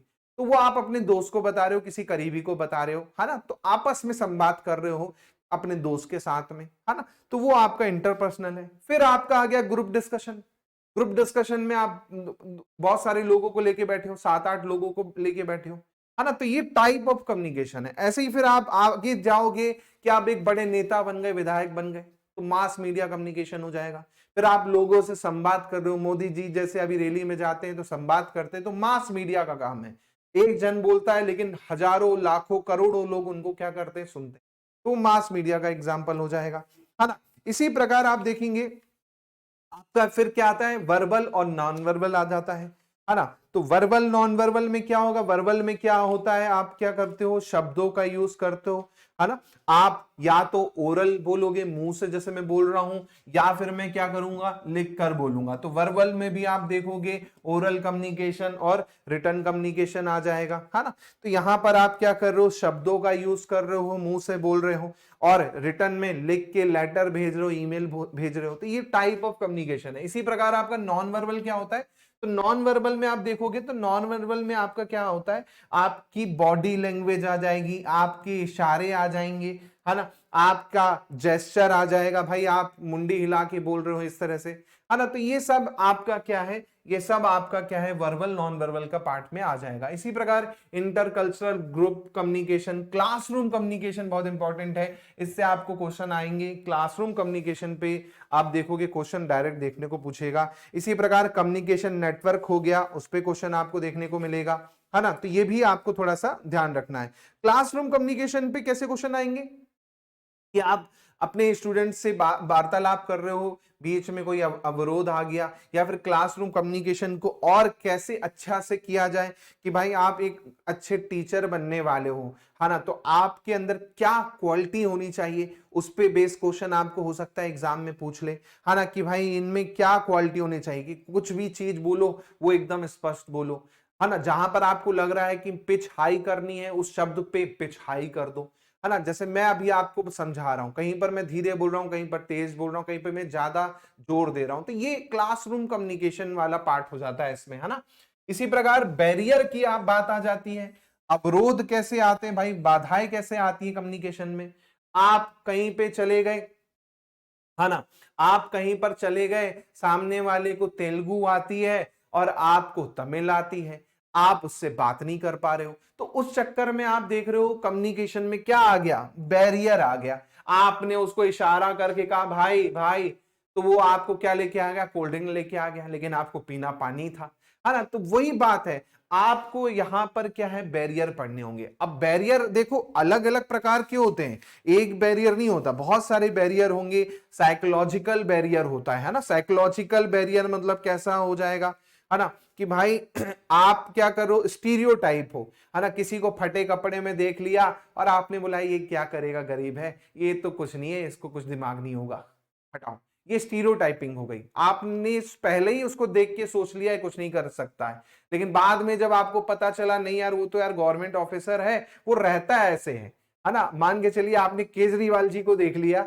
केजरीवाल जी को देख लिया, तो आप क्या बोलोगे, जिसको कोई जिसको पता ही नहीं है केजरीवाल कौन है, उसने नॉर्मल ऐसे कपड़ों में देख लिया, नॉर्मल सी शर्ट, नॉर्मल सी पैंट और नॉर्मल से वो, लेकिन उसको पता नहीं है केजरीवाल है, दिल्ली का सीएम है, लेकिन आपने उसको ऐसे देख लिया, तो आपकी पहले ही थिंकिंग हो जाएगी कि यार ये तो सामान्य आदमी होगा, चपरासी होगा यहाँ कहीं का, ऐसे ही आ गया, लेकिन बाद में आपको पता चला ये तो सीएम है। तो ये एक्चुअली में क्या है, स्टीरियोटाइपिंग है ना, कि आपने पहले ही सामने वाले के बारे में क्या बना लिया, विचार बना लिया, तो ये आपके बैरियर के अंतर्गत आता है। ऐसे ही लिंग्विस्टिक यानी भाषा पे आधारित बैरियर, जैसे मैंने अभी उदाहरण दिया था कि तमिल और तेलुगु का, कि आपको तमिल नहीं आती, उसको तेलुगु नहीं आती, तो भाषा के कारण अवरोध हो गया ना कम्युनिकेशन में, आप उससे बात नहीं कर पा रहे हो, तो ये भी आपका क्या है, बैरियर आता है। ऐसे ही आपका मैग्निकल बैरियर भी आ जाता है कई बार। मैग्निकल बैरियर में मान के चलिए आपका क्या है, मैग्निकल बैरियर में लैंग्वेज का इशू आ गया, है ना, या फिर आपका कल्चरल डिफरेंस हो गया, तो उस कारण भी होता है। ऐसे ही आपका ऑर्गेनाइजेशन के कारण भी बैरियर होता है ना, जैसे कई बार क्या होता है, ऑर्गेनाइजेशन में आप हो, है ना, और आप कहीं दूर से बोल रहे हो, पीछे तक आवाज नहीं जा रही, फॉर एग्जाम्पल कई बार होता है ना, स्कूल में कोई टीचर आती है, नहीं नहीं, अब वो बोलती है, पीछे तक आवाज नहीं आती, और बच्चे बेचारे गुनगुनाते रहते हैं अपने आप में कि यार मैम समझ नहीं आ रहा, आवाज नहीं आ रही, तेज बोलिए, तो ये भी एक बैरियर का ही है। फिर आता है फिजिकल बैरियर। फिजिकल बैरियर मतलब समझ गए होंगे कि भाई जो प्रकृति के द्वारा बना दिया गया या फिर हमारे द्वारा कुछ ऐसा अवरोध पैदा कर दिया, वो फिजिकल बैरियर होता है। जैसे मान के चलिए आपका एनवायरमेंट है, बहुत तेज बारिश हो रही और क्या हो रहा है, आपकी बादल गरज रहे हैं, तो आप पढ़ा पाओगे क्या, नहीं पढ़ा पाओगे, क्योंकि आवाज ही इतनी है, बाजू से बैंड बाजा बारात चला गया, नहीं पढ़ा पाओगे, नहीं वार्तालाप कर पाओगे, तो ये बैरियर होते हैं। तो ये चीजें आपको पढ़नी है। ऐसे ही मास मीडिया मैंने आपको बता ही दिया, मास मीडिया क्या है, एक तरह से उदाहरण है जहां पर आप एक जगह से बहुत लाखों लोग, करोड़ों लोगों को संवाद कर सकते हो, तो उसके पूरे तरीके आपको करने होंगे। तो कम्युनिकेशन बहुत अच्छा है, बहुत ही यूनिक सब्जेक्ट है, बहुत ही कम लेक्चर्स में हो जाएगा, और एमसीक्यू आपने एक बार कर लिए तो कम्युनिकेशन आप कभी भी नहीं भूलोगे, इतना मैं पर्सनल गारंटी देता हूं। चलिए अब आते हैं दोस्तों जहां पर सबको नानी याद आ जाती है, खासकर, है ना, मैथ्स एंड रीजनिंग पे। अब मैथ्स में आप देखेंगे, मैंने पहले ही बता दिया, यहां पर आपको कॉन्सेप्ट पढ़ना होगा और प्रैक्टिस करनी होगी, केवल आप सोचोगे कि सर ने पढ़ा दिया तो हो जाएगा, बिल्कुल नहीं होगा। जब तक आप खुद से क्वेश्चंस नहीं बनाओगे मैथ्स के, तब तक आपका कुछ भी नहीं होगा, इतना मैं गारंटी दे रहा हूं। लेकिन ये ऐसा टॉपिक है कि एक बार आपने पूरा पढ़ लिया ना, तो 100% मार्क्स जो हैं दोस्तों यहां पर आप स्कोर कर सकते हो, 100% आएंगे। इवन दूसरे टॉपिक में भी मैं गारंटी नहीं बोलूंगा कि 100% आप ले आओगे, लेकिन यहां पर आपने कॉन्सेप्ट और प्रैक्टिस कर ली तो 100% मार्क्स आपके आने वाले मैथ्स और रीजनिंग में। जितने टॉपिक हैं अर्थमेटिक के, अगर आपको मैंने पढ़ाया है और आपने कर लिया, तो बहुत अच्छे से आप क्या कर पाओगे, इन क्वेश्चंस को सॉल्व कर पाओगे। और इवन आप यूजीसी नेट दोगे, है ना, कई स्टूडेंट सीएसआर नेट देंगे, है ना, तो वो भी बहुत अच्छे से क्या कर पाएंगे, क्वालिफाई कर पाएंगे, बहुत अच्छे से चीजें उनकी क्या हो जाएंगी, हो जाएंगी। तो ये चीज का भी आपको विशेष ध्यान देना है, ठीक है। अब इसमें जितने टॉपिक है, चाहे परसेंटेज हो, चाहे इसकी 2 क्लास हो, 3 क्लास हो, या टाइम ज्यादा हो, कोई दिक्कत नहीं है ना। आपको बस क्या करना है, जितना मैं आपको टाइप ऑफ क्वेश्चंस करवाऊंगा, है ना, वो करना है। अब इतना इसमें भी याद रखिएगा, इसमें एसएससी लेवल नहीं जाना है ना अपने को। ऐसा नहीं कि आप सोचोगे कि बैंकिंग एसएससी लेवल जाएंगे तभी हो पाएगा, ऐसा नहीं है। बेसिक लेवल भी अगर आप सेट के लिए करते हो ना मैथ रीजनिंग का, थोड़ा बहुत भी अगर आपने पढ़ लिया ना मैथ रीजनिंग का, तो 100% क्वेश्चन आपके बन जाएंगे। लास्ट ईयर के पेपर उठा के देख लो, बहुत इजी पेपर आया था मैथ रीजनिंग के, बहुत क्वेश्चन इजी आए थे यहाँ पर, है ना। ये करना है अपने को। फिर आता है लॉजिकल। अब देखो लॉजिकल रीजनिंग थोड़ा सा क्या है, रटने वाला भी हो जाएगा। यहां पर कुछ ऐसे टॉपिक हैं जहां पर आपको रटना पड़ेगा। अब कुछ चीजें हैं जो आप डायरेक्ट कर सकते हो, कोई दिक्कत नहीं है, जैसे वेन डायग्राम हो गया, एनालॉजी हो गया, ये ऐसे टॉपिक है, इसमें दिमाग नहीं लगाना। आपने क्वेश्चन बना रखे हैं, प्रैक्टिस कर रखी है, कोई दिक्कत नहीं है, पूरे क्वेश्चन जो होंगे यहां पर आपके सही हो जाएंगे। लेकिन नीचे वाला जो पार्ट दिख रहा है खासकर, इसमें आपको चीजें रटनी पड़ेंगी, यहां पर आपको याद रखना पड़ेगा, तब आपके क्या होंगे, क्वेश्चन सही होंगे। क्योंकि यहां पर जितना ज्यादा आप याद रखोगे, उतने ज्यादा आपके क्वेश्चंस क्या होंगे, सही होंगे। तो इसको थोड़ा सा आपको टाइम लगेगा। इंडियन लॉजिक में अगर आप देखोगे, मान के चलिए इंडियन लॉजिक अपन पढ़ रहे हैं, है ना, तो इंडियन लॉजिक में आप देखोगे तो ऑर्थोडॉक्स वाला पार्ट पढ़ेंगे, जहां पर हम आस्तिक वेद बोलते हैं जिसे, है ना। ऐसे ही हम अनऑर्थोडॉक्स पढ़ेंगे, जिसे हम नास्तिक वेद बोलते हैं। आस्तिक वाले में आप देखेंगे तो आपका न्याय पढ़ोगे, है ना, तो न्याय क्या होता है ना। आपका आप इसमें क्या पढ़ोगे, योगा के बारे में पढ़ोगे। आप इसमें क्या है, उत्तर मीमांसा, या मैं इसे वेदांत बोलूं, वेदांत के बारे में पढ़ोगे। ऐसी नॉन आपका अनऑर्थोडॉक्स बोलूं या नास्तिक वाला पार्ट बोलूं, तो नास्तिक वाले पार्ट में बुद्धिस्ट के बारे में पढ़ोगे, जैनिज्म के बारे में पढ़ोगे, है ना। ऐसे ही चरवाक की जो नीति है उसके बारे में आप पढ़ोगे। तो ये इंडियन लॉजिक है। ऐसे ही आप आगे आओगे तो आगे आपको क्या करना है, आपको पढ़ना है प्रमाण के बारे में, ठीक है, जिसे हम सोर्स ऑफ नॉलेज कहते हैं। तो प्रमाण में भी आप देखोगे, यहां पर भी आपको चीजें याद रखनी है। जैसे आप पढ़ेंगे प्रत्यक्ष के बारे में, प्रत्यक्ष जिसे हम परसेप्शन कहते हैं। तो प्रत्यक्ष मतलब क्या, कि भाई जो चीज आंख से देखी गई हो, है ना, भाई जो चीज आप आंख से देख रहे हो उसे हम क्या कहते हैं, प्रत्यक्ष कहते हैं। जिसे आप सेंस कर पाओ, है ना, जिसे आप सेंस कर पाओ, जिसे आप देख पाओ, वो प्रत्यक्ष है ना। तो इसमें आप प्रत्यक्ष के बारे में पढ़ोगे, है ना। तो प्रत्यक्ष में भी आप देखोगे आगे कि दो अलग अलग टाइप के होते हैं। जैसे आपका अनुभव हो गया, है ना, जिसे हम डायरेक्ट परसेप्शन कहते हैं या डायरेक्ट प्रत्यक्ष कहते हैं, जिसे अनुभव के नाम से जानते हैं। जैसे आप दौड़ते हुए जा रहे थे और आप दौड़ते दौड़ते दौड़ते दौड़ते थक गए, आपका पसीना आने लगा, तो आपने क्या किया, अनुभव किया ना, कि जब मैं दौड़ता हूं तो मुझे पसीना आता है। तो ये आपका क्या हो गया, अनुभव हो गया। ऐसे ही आपकी स्मृति हो गई, आप चीजों को याद करते हो कि हाँ यार, मैं स्कूल से जाता था तो वहां पर एक दुकान थी, वहां पर बहुत प्यारी सी आपकी चाट और गुपचुप मिलती थी, फुल्की मिलती थी, है ना। तो वो आपने क्या किया, वो आपने स्मृति रिमेंबर किया। तो वही आपका क्या एक्चुअली प्रत्यक्ष होता है। तो यहां पर आपको एग्जाम्पल जो होंगे ना, वो ज्यादा से ज्यादा आपको रटने होंगे, याद करने होंगे, समझने होंगे, है ना। कई बार आपको थोड़ा सा दिमाग भी लगाना पड़ता है, तब जाके आपकी चीजें यहां पर होती हैं, है ना। इसी प्रकार आप आगे बढ़ेंगे तो इसमें आपका अनुमान आ जाएगा। अनुमान मतलब इन्फेरेंस, अनुमान का मतलब ही है कि भाई अनु प्लस मान, आफ्टर नॉलेज, है ना, किसी चीज का बाद का नॉलेज, अनुमान लगाना जिसे हम कहते हैं, है ना, कि मान के चलिए कि भाई अनुमान की अलग अलग डेफिनेशन यहां पर हो जाएगी, है ना, तो वो आपको थोड़ा सा रटनी होगी। ऐसे ही आप देखेंगे उपमान आपका आ जाएगा, शब्द आ जाएगा, है ना। उपमान क्या होता है? उपमान यानी कंपैरिजन। उपमान का मतलब होता है कंपैरिजन। कंपैरिजन मतलब क्या है? दो लोगों को क्या कर रहे हो आप, किसी के आधार पर कंपेयर कर रहे हो, क्वालिटी के आधार पर। जैसे मान के चलिए आपने दो आइसक्रीम खाई, तो आप उसके फ्लेवर के आधार पर उसको क्या करोगे, कंपेयर करोगे कि भाई ये ऑरेंज फ्लेवर है, इसमें ऑरेंज वाला डाला हुआ है, ये आपका मैंगो फ्लेवर है, मैंगो वाला डाला हुआ है। तो आपने फ्लेवर को आधार बनाया और उसको क्या कर रहे हो, कंपेयर कर रहे हो। तो इसको हम क्या कहते हैं, उपमान के नाम से क्या है जानते हैं। तो ये आप क्या करोगे, पढ़ोगे, है ना। तो यहां पर उदाहरण आपको एग्जाम्पल ज्यादा करने होंगे, तब आप क्या कर पाओगे, ये वाले जो टॉपिक है लॉजिकल वाला बहुत अच्छे से कर पाओगे, है ना। ऐसे ही आप आगे बढ़ोगे, तो आगे बढ़ोगे तो फिर आपका स्ट्रक्चर आ जाता है काइंड ऑफ उपमान, है ना। व्याप्ति हो गई और हेतवास। हेतवास क्या होता है, जिसे हम एंशियंट इंडियन फॉलेंसी सिस्टम कहते हैं। हेतवास पे भी क्वेश्चन आप देखेंगे, खासकर यूजीसी नेट पे बहुत अच्छे से आपको देखने को मिलता है हेतवास पे। तो इसको भी आपको अच्छे से करना पड़ेगा। इसमें भी देखो अलग अलग आपकी क्या होती है, आपकी लॉजिक होते हैं, है ना। हेतवास मतलब क्या, मिडिल टर्म, है ना, मध्य वाला जो टर्म है वो बेसिकली आपका क्या होगा, हेतवास होगा।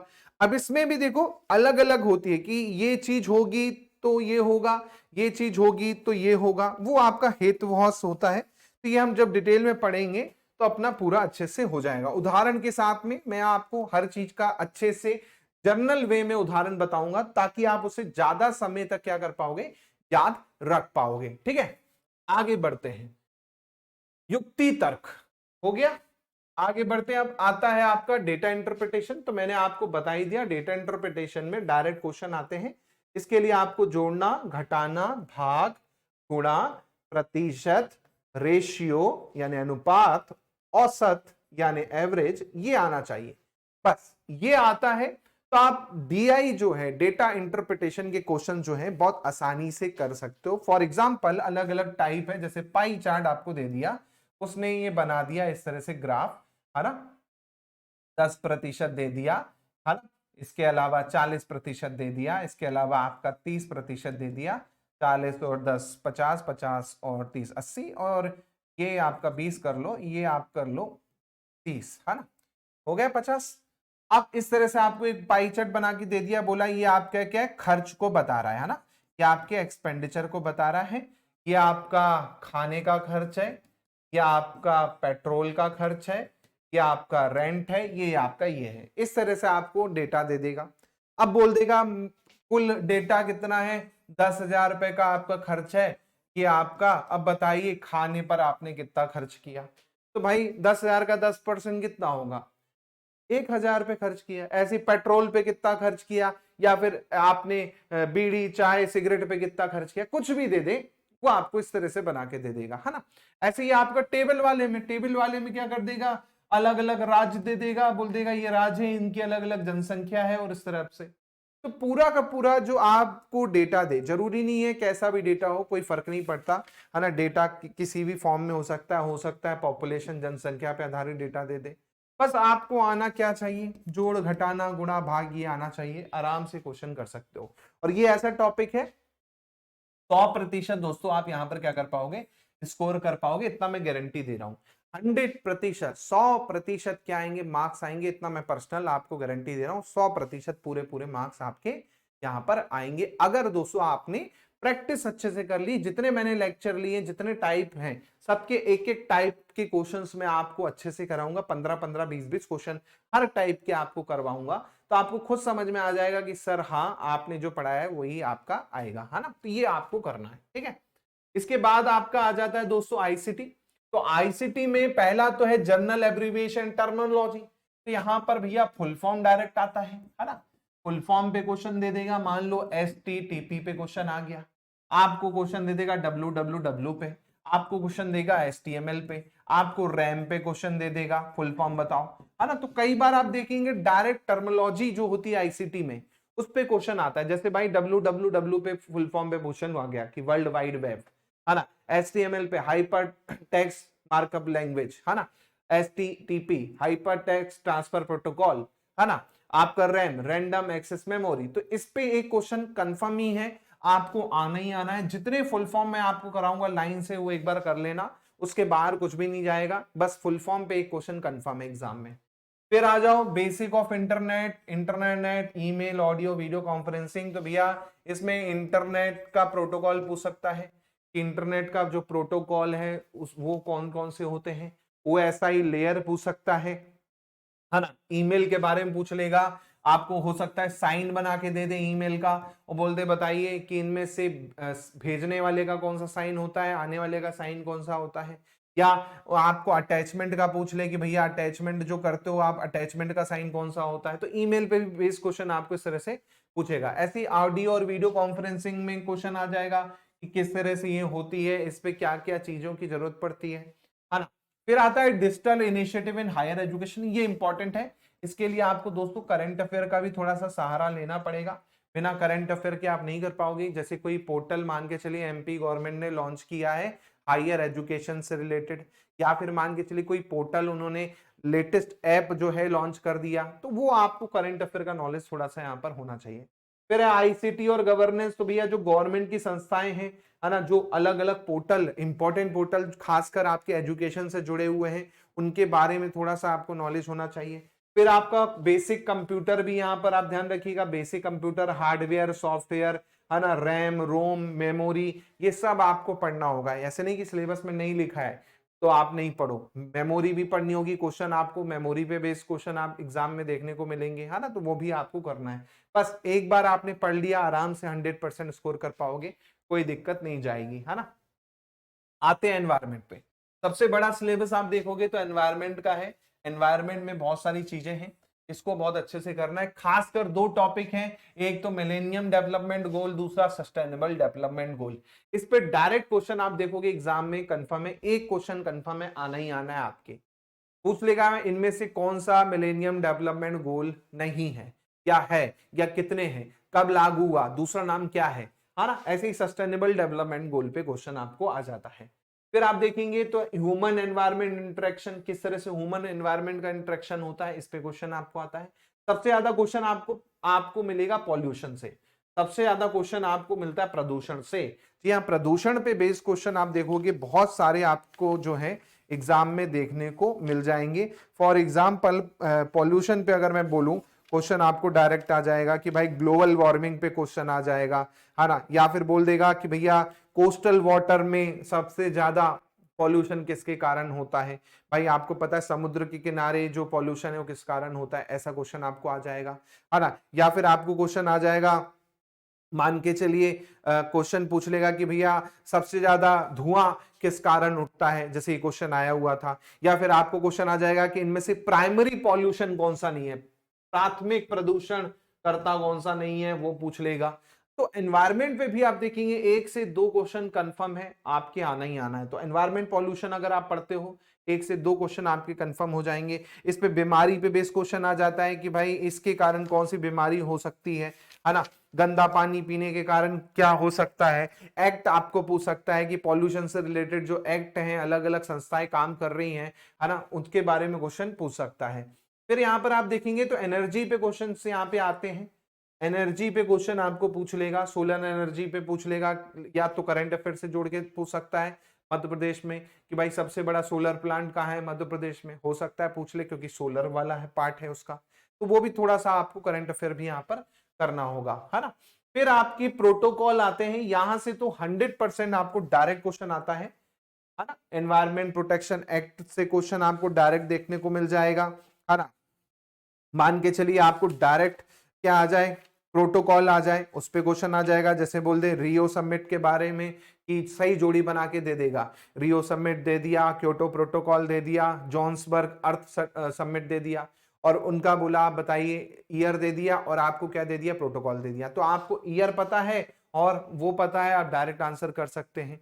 है ना। इसके अलावा ये कहां पर हुए थे उस पे भी क्वेश्चन कई बार आ जाता है, या इनके दूसरे नाम क्या है उस पे बेस्ड भी क्वेश्चन आपको क्या होगा एग्जाम में देखने को मिल सकता है। फॉर एग्जाम्पल जैसे आपके कोई बायोस्फीयर रिजर्व है ना, जैसे आपको बायोस्फीयर रिजर्व पे क्वेश्चन पूछ सकता है, या फिर आपको रामसर साइट पे क्वेश्चन आ सकता है। जैसे मध्य प्रदेश में आपको पता है रामसर साइट है, कौन कौन सी रामसर साइट है, इंदौर में ही 2 है रामसर साइट, है ना।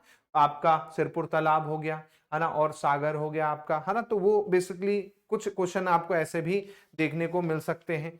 इसके अलावा आपको अलग अलग जो प्रोटोकॉल है, क्योटो प्रोटोकॉल कहां से शुरू हुआ, है ना, कब कौन कौन सी कंट्री इसके अंतर्गत रही, तो ये क्वेश्चंस भी आपको देखने को मिलेंगे, है ना। बायोडायवर्सिटी एक्ट क्या है, ऐसे क्वेश्चंस हो गए। तो यहाँ पर थोड़ा सा करंट अफेयर भी है और थोड़ा रटना भी है ना। तो ये अगर आप कर लेते हैं तो आराम से पूरा कंप्लीट हो जाता है, ठीक है। अब आते हैं लास्ट यूनिट पे, जिसे हम हायर एजुकेशन के नाम से जानते हैं। अब इसमें सबसे पहला क्वेश्चन तो एक कंफर्म होता है, वो आता है आपका एंशियंट इंडिया में किस तरह से हमारा एजुकेशन सिस्टम चलता था। जी हाँ, प्राचीन भारत में हमारा किस तरह से एजुकेशन चलता था उस पे ही सबसे पहला क्वेश्चन आपका बन जाता है। फॉर एग्जांपल जैसे मैं कहूं कि भाई आपके इंडियन सोर्स ऑफ नॉलेज, भारतीय जो सोर्स है, स्रोत है नॉलेज के, ज्ञान की, वो क्या क्या है, तो आपको पता होना चाहिए वेद है ना, स्मृति है, दर्शन शास्त्र है, पुराण है, गीता है ना। तो ये हमारे सोर्स हैं, ये हमारे स्रोत हैं। इस पे क्वेश्चन आ जाएगा। मान के चलिए आपको पूछ लेगा वेद, तो वेद को कितने पार्ट में बांटा है आपने, 2 पार्ट में बांटा है, एक हो गए वेदांग, एक हो गए उपवेद। उपवेद में क्या आ जाएगा, अर्थवेद, धनुर्वेद, है ना, गंधर्ववेद, आयुर्वेद, ये आ जाएगा। तो ये ऐसे क्वेश्चन भी आप देखोगे एग्जाम में आपको पूछे जा सकता है, तो इसको भी आपको याद रखना है। मान के चलिए वेदा पे पूछ लिया कि भाई बताइए वेदा का मतलब क्या होता है, या कुल कितने आपके वेदांग हैं, तो आपको पता है 6 वेदांग आपके हैं, 6 दर्शन है, ऐसे ही पुराण है, ऐसे ही आपका तक्ष शास्त्र है, ऐसे ही उपनिषद है। तो इन पे आप देखोगे डायरेक्ट क्वेश्चंस जो है एग्जाम में डायरेक्ट देखने को मिलेंगे। फिर थोड़ा सा आप कहां जाओ, आगे बढ़ोगे तो बुद्धिस्ट पार्ट में आ जाओगे, बुद्धिस्ट टाइम पे किस तरह से एजुकेशन चली। फिर आप थोड़ा सा पढ़ोगे तो फिर गुप्ता पीरियड हो गया, मौर्यन पीरियड हो गया, है ना, इस पे आप आ जाओगे। जैसे पोस्ट गुप्ता पीरियड जो था, है ना, गुप्ता के बाद वाला जो पीरियड था, उसमें आपको क्वेश्चन आ जाते हैं कि भाई आचार्य क्या, टाइप ऑफ टीचर क्या होते थे, है ना। टीचर भी अलग अलग प्रकार के होते थे। जैसे आपने पढ़ा होगा आचार्य, आचार्य क्या होता है ना, आचार्य टीचर टीच वेदा विदाउट चार्जिंग फीस, जो बिना पैसे के आपके क्या पढ़ाते थे, वेद पढ़ाते थे, वो आपके आचार्य कहलाते थे। फिर ऐसे ही आप आगे पढ़ेंगे कि भाई आपके गुरु, गुरु कौन होते थे, है ना, या फिर आपके शिक्षक कौन होते थे। तो ये एक तरह से क्या है, बेसिक बेसिक चीजें जो है आपने एंशिएंट टाइम में पढ़ी है वो आपको देखना पड़ेगा। फिर सबसे इंपॉर्टेंट आप देखेंगे यहां पर एंशिएंट टाइम की जो यूनिवर्सिटीज थी, इस पे डायरेक्ट क्वेश्चन आपको आता है। यूनिवर्सिटी पे डायरेक्ट क्वेश्चन आ जाएगा, लोकेशन पूछ लेगा, टाइम पूछ लेगा। जैसे मान के चलिए उसने पूछ लिया तक्षशिला, कि तक्षशिला यूनिवर्सिटी कहां पर है, जैसे क्वेश्चन आया भी था, तक्षशिला यूनिवर्सिटी कहां पर है, ये पूछ लिया। तो आप सभी को पता है तक्षशिला कब थी, 500 से 600 सी के आसपास की आपकी रही, है ना। गंधार जो पाकिस्तान में है वहां पर आपकी तक्षशिला है ना। ऐसे ही आपको मान के चलिए क्वेश्चन आ गया नालंदा, नालंदा कहां पर है, नालंदा यूनिवर्सिटी, तो आप सभी को पता है नालंदा यूनिवर्सिटी कहां पर है आपकी, है ना, बिहार में है, आप सभी को पता है। राजगीर करके जगह वहां पर है, कब की है, तो वही आपका पीरियड रहा होगा, है ना। तो इसमें भी क्वेश्चंस आपको देखने को मिलेंगे, यहां पर क्या क्या पढ़ाया जाता था उस टाइम पे, किस तरह की चीजें चलती थी, किसने इसको तोड़ा, है ना। तो ये भी क्वेश्चंस आपको आएंगे। ऐसे ही आप विक्रमशिला हो गई, बल्लभी हो गई, तो इनको भी आप पढ़ेंगे पूरा का पूरा। तो ये पूरा जो पहला टॉपिक है इसके अंतर्गत ही आता है। फिर आता है इवैल्यूएशन ऑफ हायर एजुकेशन। फिर हायर एजुकेशन से कैसे आपका बड़ा आगे, तो इसमें ब्रिटिश रूल जब आया आपको, है ना, तो क्रिश्चियंस भी आए। अब क्रिश्चियंस आए तो भाई उन्होंने क्या लाई, क्रिश्चियन एजुकेशन, इंग्लिश एजुकेशन लेके आए, तो वो सब चीजें हुई। उसके अंतर्गत फिर अलग अलग ईयर्स पे अलग अलग चीजें हुई। जैसे चार्ल्स वुड डिस्पैच पे क्वेश्चन आया था ना, सर चार्ल्स वुड डिस्पैच ये कब लागू हुआ या किस वर्ष में आया था, या इसे Magna carta of English education भी कहते हैं, आपको पता होगा, इस पे एक क्वेश्चन आया था कि Magna carta of English education, तो यही है आपका सर चार्ल्स वुड जो आपका है ना डिस्पैच जो है 1854 वाला। हाँ, तो ये डायरेक्ट ईयर ऐसे भी पूछ सकता है, या फिर मान के चलिए उसने पूछ लिया Morley Minto reform, Morley Minto reform क्या था, कब आया था, उसके अंतर्गत क्या चीजें थी। तो आपको पता है मोरले मिंटो रिफॉर्म 1919 के आसपास में आया था, जिसमें उसने क्या कहा था, ट्रांसफर का बोला था कॉन्स्टिट्यूशनल अथॉरिटी से आपका एजुकेशन को, है ना, और इंडियन मिनिस्टर्स को कुछ सब्जेक्ट्स के लिए, और बाकायदा एक हायरार्की सिस्टम बनाने को बोला था। तो ये आप पढ़ोगे तो ये इवैल्यूएशन ऑफ हायर लर्निंग के अंतर्गत ही पूरा क्या है आपका देखने को मिलता है। अलग अलग कमिटी जैसी वर्धा स्कीम ऑफ एजुकेशन आपकी बनी है ना 1937 की, इस पे क्वेश्चन आपको आ सकता है कि वर्धा एजुकेशन को किसने रिकमेंड किया था, महात्मा गांधी ने रिकमेंड किया था। तो इस पे आप देखेंगे लास्ट ईयर भी क्वेश्चन पूछा गया था वर्धा वाले पे, है ना। उसके बाद फिर आफ्टर इंडिपेंडेंस यानी पोस्ट इंडिपेंडेंस, जब आपकी आजाद हो गया देश, उस टाइम पे आपका क्या रहा, है ना। जैसे मान के चलिए मुरलीधर कमीशन पे क्वेश्चन आ गया, सबसे ज्यादा क्वेश्चन आप देखते हैं तो आपका मुरलीधर कमीशन पे आपको देखने को मिलेगा, है ना। ऐसे ही आप क्वेश्चन देखेंगे तो आपको यहां पर अलग अलग जो कमेटी है उस पे आपको देखने को मिलेगा, खासकर कोठारी कमीशन, कोठारी कमीशन पे आप देखिए एक क्वेश्चन एग्जाम में कंफर्म है, कोठारी कमीशन पे आपको क्वेश्चन आ जाएगा। कब आई कोठारी कमीशन, कोठारी कमीशन की रिकमेंडेशन क्या थी, आप सभी को पता है 1964 से 1966 में कोठारी कमीशन आई। फिर अभी लेटेस्ट में आपको पता है नेशनल एजुकेशन पॉलिसी जो है उस पे क्वेश्चन आपको डायरेक्ट आ सकता है, नेशनल एजुकेशन पॉलिसी जो है ना, इस पे क्वेश्चन आपको आ जाएंगे। तो ये आपको पढ़ना है। ऐसे ही आप देखिए oriental, conventional and non conventional, अलग अलग तरीके से किस तरह से आपकी पढ़ाई करवाई जाती थी, है ना, तो वो आपको यहां पर देखना होगा, ठीक है।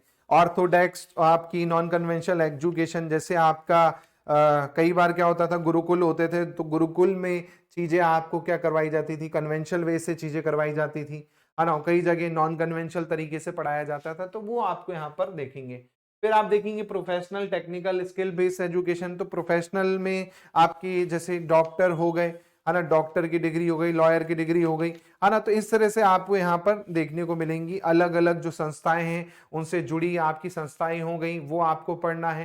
टेक्निकल में भाई आपकी कौन टेक्निकल कोर्सेज चलते हैं, इसके अलावा कौन सी संस्थाएं हो गई, कौन उन्हें मॉनिटर करती हैं, जैसे आपको पता है AICTE, है ना, AICTE इसका फुल फॉर्म ही पूछ लेगा, क्या है AICTE, all India council for technical education, इस पे क्वेश्चन आ जाएगा, फुल फॉर्म बता दो, बोल देगा मान के चलिए इसका कब इसे स्टैब्लिश किया गया, है ना। तो ये इस तरह के क्वेश्चंस आप देखोगे यहां पर देखने को मिलेंगे। ऐसे ही वैल्यू एजुकेशन, एनवायरमेंट वाला तो आप पढ़ोगे, एनवायरमेंटल एजुकेशन के अंतर्गत ये आ जाएगा। फिर यहाँ पर जो टॉपिक है पॉलिसी, तो यहाँ पर आपको थोड़े से आर्टिकल पढ़ने को मिलेंगे, है ना, जो भी आपके आर्टिकल है वो आपको देखने को मिलेंगे, है ना। क्लास का टाइम क्या रहेगा, मैं अभी आ ही रहा हूं, बस सिलेबस डिस्कस कर लूं, उसके बाद क्लास के टाइम पे भी आ रहा हूं, शेड्यूल पे भी आ रहा हूं, किस तरह से आपकी क्लासेस चलेंगी, है ना, ताकि आपको वो मैं बता दूं, ठीक है।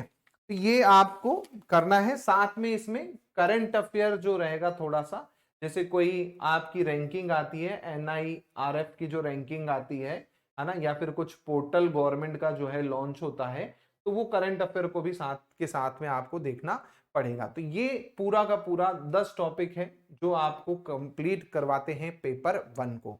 अब हम आते हैं अपने शेड्यूल को, क्लास की टाइमिंग। हाँ, अब किसी का सजेशन देना है क्लास की टाइमिंग कब रखी जाए, क्या रखी जाए। मेरा जो टाइमिंग मैं आपको बता रहा हूं वो आपका, अगर आपको सही लगे तो 6 बजे से मैं रखने का सोच रहा हूँ शाम के। कितने लोग सहमत हैं कमेंट में जरूर बताइएगा, है ना, मुझे पर्सनल नंबर पे भी भेज सकते हैं। 6 बजे से मैं टाइमिंग रखने का सोच रहा हूँ, 6 बजे से टाइमिंग रहेगी, और कई बार वो 1.5 घंटे भी जा सकती है, 2 घंटे भी जा सकती है, टॉपिक पे डिपेंड करता है कितना लंबा है। तो 1.5 से 2 घंटे की क्लास कम से कम मान लो, 1.5 घंटे की तो मान लो क्लास आपकी रहेगी लाइव, है ना। 6 बजे से मैं टाइमिंग रख रहा हूँ, क्योंकि काफी स्टूडेंट्स ऐसे हैं जो जॉब वॉब भी करते हैं, तो बाद में भी देख सकते हैं, कोई दिक्कत नहीं है, लेकिन अगर लाइव में देखना है तो 6 बजे हम कंफर्म करते हैं। बाकी आप कमेंट में बताइए, अगर आप कमेंट में बताएंगे तो मुझे और अच्छा लगेगा, है ना, टाइमिंग को लेके कमेंट करके बता सकते हैं आप लोग अपना, है ना, 6 बजे से। और दूसरा, मैं आपको वीक में 6 दिन क्लासेस लगभग रहेंगी, है ना, वीक में 6 दिन क्लासेस रहेंगी, Monday to Saturday, Monday to Saturday, Sunday off रहेगा, है ना। और मैं सोच रहा हूं अभी आपको दो दो दो करके करवाऊं, मतलब 2 दिन एक सब्जेक्ट, 2 दिन एक सब्जेक्ट, 2 दिन एक सब्जेक्ट। अगर आप इससे सहमत हैं तो कमेंट में जरूर बता सकते हैं, है ना, कि 2 दिन एक सब्जेक्ट चलेगा, फिर 2 दिन एक सब्जेक्ट चलेगा, 2 दिन एक सब्जेक्ट चलेगा। उससे क्या होगा, सभी सब्जेक्ट आपके होते रहेंगे और आपका क्या होगा, आपका वो भी खत्म नहीं होगा और आपका सभी सब्जेक्ट से क्या जुड़ाव भी लगा रहेगा। तो 2-2 सब्जेक्ट करके अगर अपन करते हैं, मतलब 2-2 दिन एक एक सब्जेक्ट पढ़ते हैं, फॉर एग्जांपल अपन मैथ्स से चालू करते हैं, मैथ्स पढ़ते हैं 2 दिन, ऐसे ही अपन रीजनिंग पढ़ते हैं 2 दिन, है ना। उसके बाद 2 दिन हम क्या करते हैं, 2 दिन हम कोई थ्योरी सब्जेक्ट उठा लेते हैं, चाहे टीचिंग एप्टीट्यूड हो, चाहे रिसर्च एप्टीट्यूड हो, जो भी पहले हम चालू करेंगे, है ना।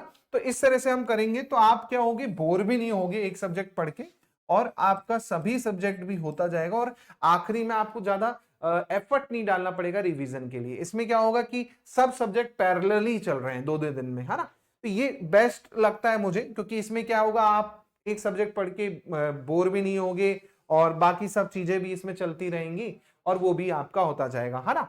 और रही बात यूट्यूब पे एमसीक्यू की, तो एमसीक्यू अगर यूट्यूब पे अपन चालू करेंगे तो उसमें हम मिक्स क्वेश्चन करेंगे केवल, है ना, मिक्स्ड क्वेश्चन करेंगे, है ना। अगर यूट्यूब पे हम एमसीक्यू जल्दी चालू करेंगे, अभी तो फिलहाल ऐप पर ही चलेगी, पैड पे ही क्लास चलेगी, एप्लीकेशन पे ही क्लास रहेंगी, लेकिन एमसीक्यू की अगर बात करूं तो यूट्यूब पे अगर चालू करते हैं 8-9 बजे जब भी, है ना, तो वो आपको मिल जाएगी।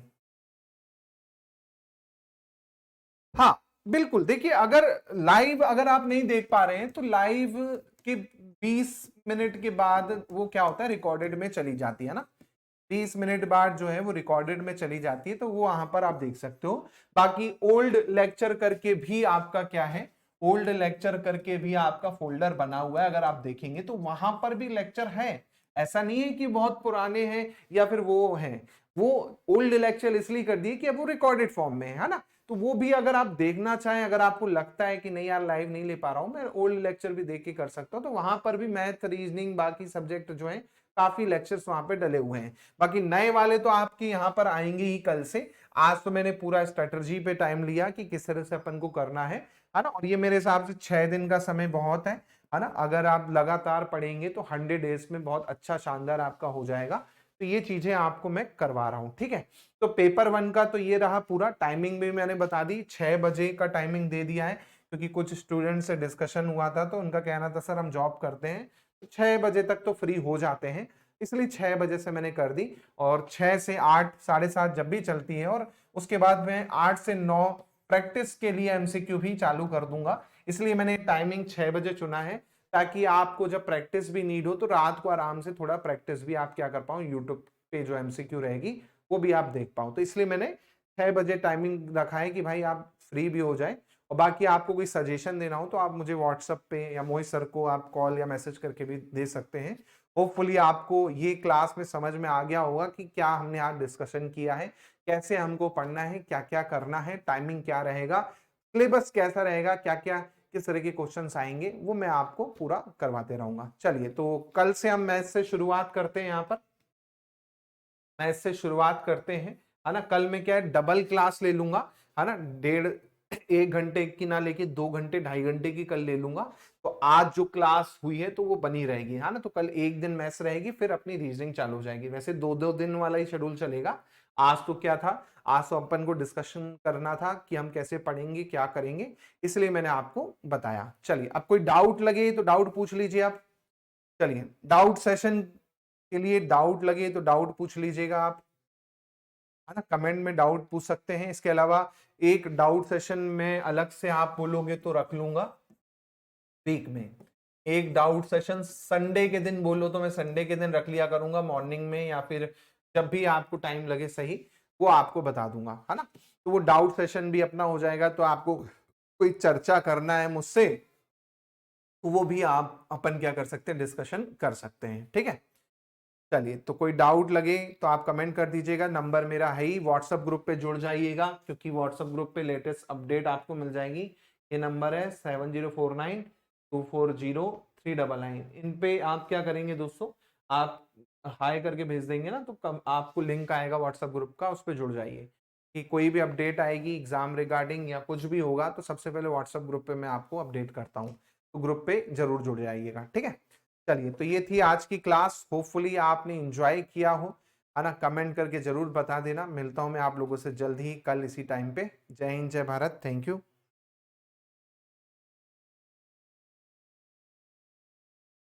नोट्स देखिए, नोट्स की जरूरत नहीं पड़ेगी। मैं आपको ये जो पीडीएफ है क्लास की वही दे दिया करूंगा, वही आप पढ़ लीजिए। और पीडीएफ के फॉर्म में भी नोट्स मैं कोशिश करूंगा वर्ड फॉर्म में कि आप उसे प्रिंट करवा दें, तो वो भी मैं आपको प्रोवाइड करवा दूंगा नोट्स भी, तो आपको जरूरत नहीं पड़ेगी बनाने की। बाकी अगर आप बनाना है तो बना भी सकते हैं, कोई दिक्कत नहीं है।